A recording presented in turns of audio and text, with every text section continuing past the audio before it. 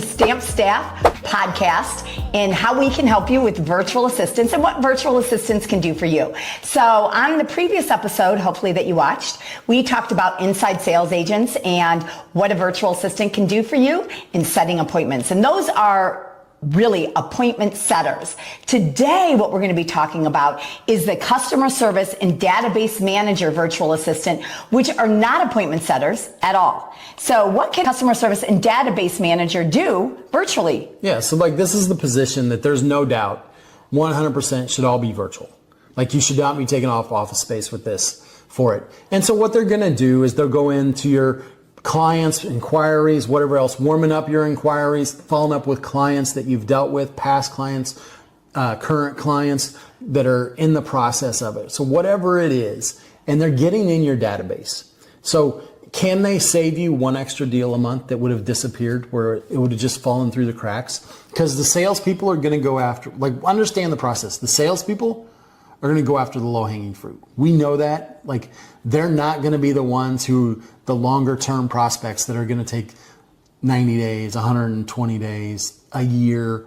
Like, they're not going to get it. That's where this customer service comes in, because we know that's where the money is long-term follow-up. So that's a good point. So when you're hiring like an inside sales agent, and that is an appointment setter, usually the first person that you're going to hire do that is going to have an aggressive personality, or we want to call a high D personality with some social, high I. So a high D, high I, or high I, high D, if you know your personalities, that's what we're looking at for a appointment setter. For a customer service, somebody who is more responding to customers, following up, that is going to be a more S and C personality. So they're not going to be your aggressive appointment setters, but they are going to be people that are used to talking to individuals, responding to customer inquiries. Okay, they're not very conversational.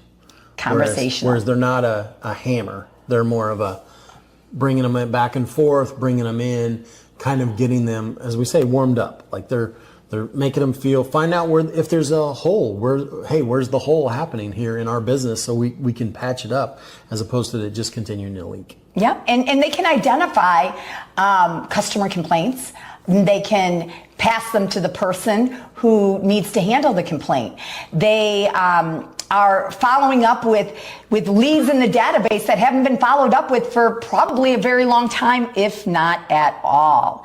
That's where we talk about getting in the database, because your database, if you've continued to get leads, you have money in there that you're not touching. Mm-hmm. And they're going to spend the money, but it's going to be a competitor or wherever else. What can we save some of those that we can bring back to them?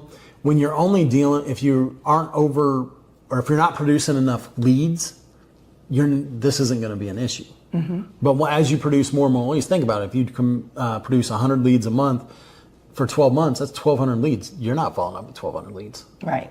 And then they can also be responding to live chats. So if you have live chats going on online, they can be responding to those.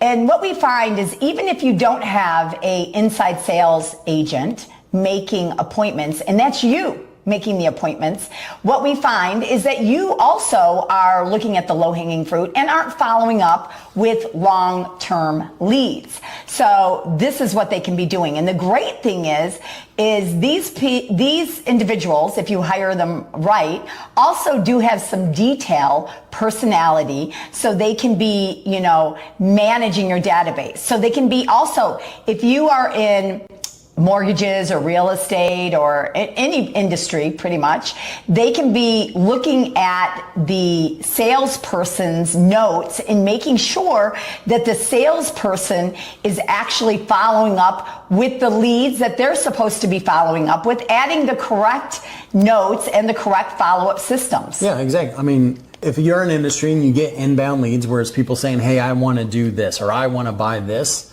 and then you're handing those off to a sales rep, a salesperson, somebody in your office, maybe, whatever. They're going in and making sure they're actually calling. Mm-hmm. Because you will find that even those slip through the crack, because the salespeople get busy, somebody else says yes, to whatever it is you're selling.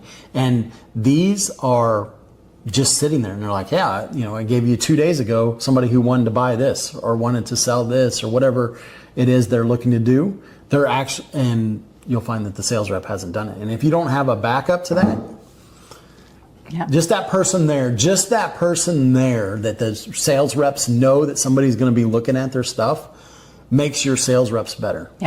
That position right there is gold.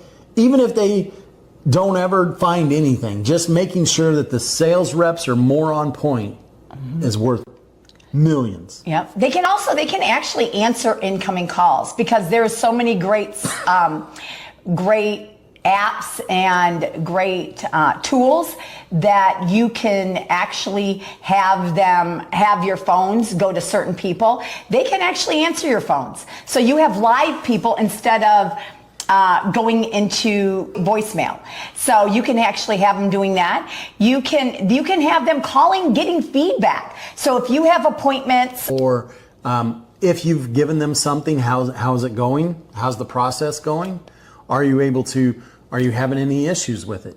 So any type of thing that customer service, and I'll bet your customers, because it's not a hammer sale. So this is a person that's just a conversation. Your customers will find customer satisfaction will go up because of it.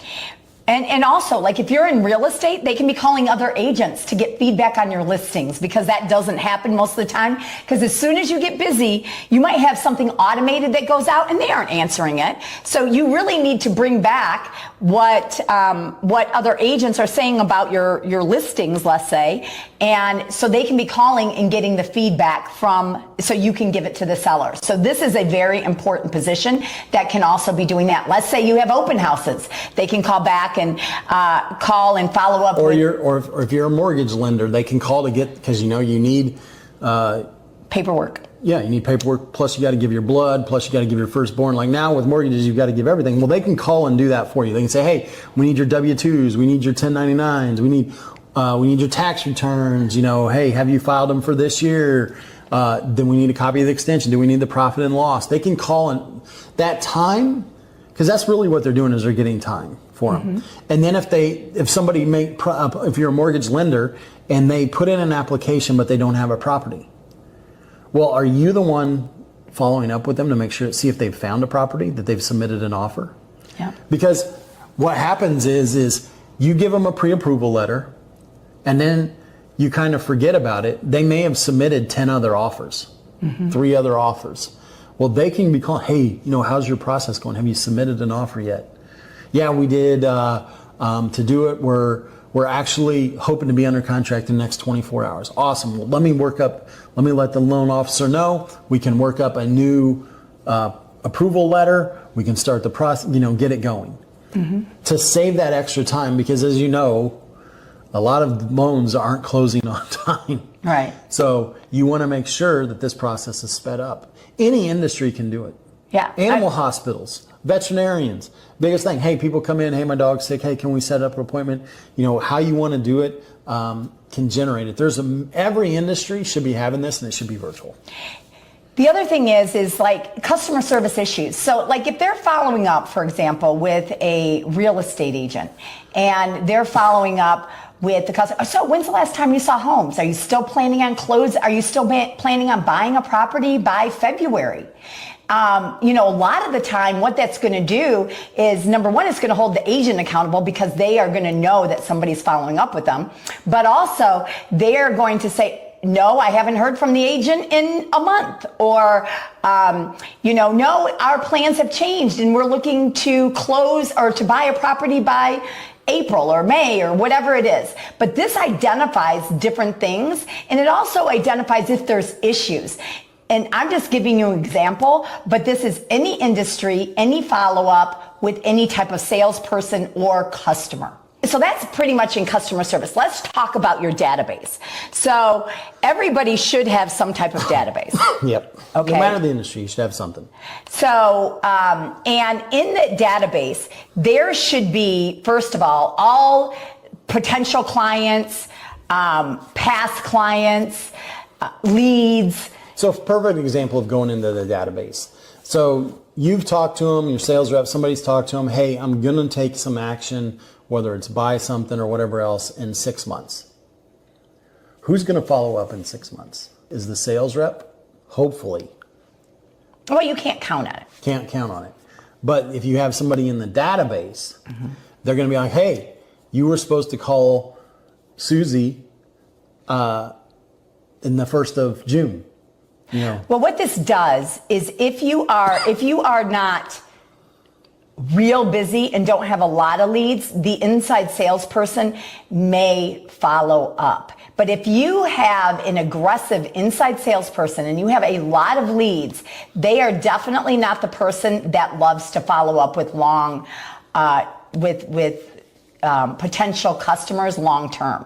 So this is definitely where your customer service is going to jump in. And what are they going to do? They're going to identify hot leads that they can either give to the inside sales agent, or they can give to you as the manager or owner. So they're not going to actually make those appointments, but they're going to identify hot leads within your database where they're ready. Whoever's going to call is what they're going to go in to do. So like they're going into your CRM, they're finding out where, hey, you're talking about your database, you're talking about your CRM, you're talking about wherever you store your leads.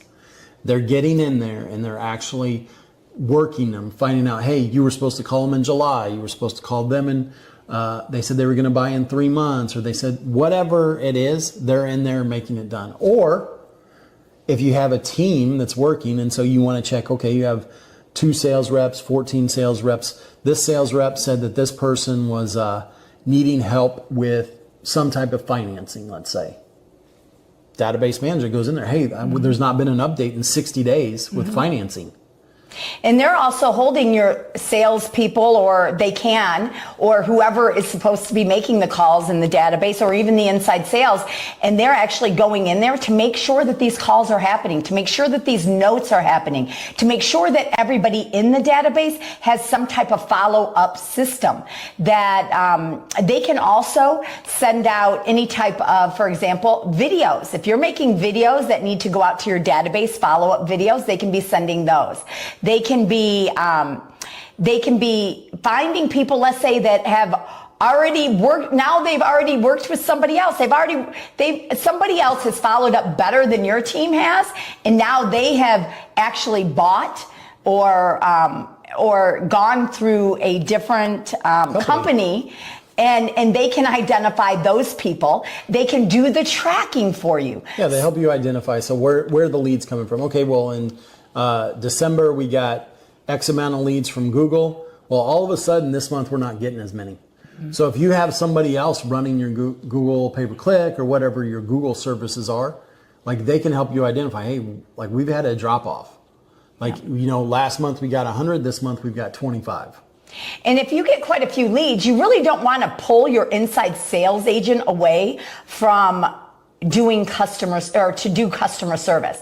So a lot of database, you don't want them doing database. Right, or database. But a lot of people that don't have a lot of leads and really don't have as much for an inside sales agent, they may mix the two a little bit, but as soon as you have enough leads, you don't want to mix that at all. They're two different positions that are needed within a company that you want to make sure that you identify exactly what they should be doing, who should be doing what, responsibility. But this is also where you can find out, you know, like I said, when we were talking about the inside sales agents, and once they make the appointment, a lot of the time the manager or the person who owns the company still thinks that the inside sales agent should be the one that's responsible for the closing of the deal, which is not. It's the salesperson.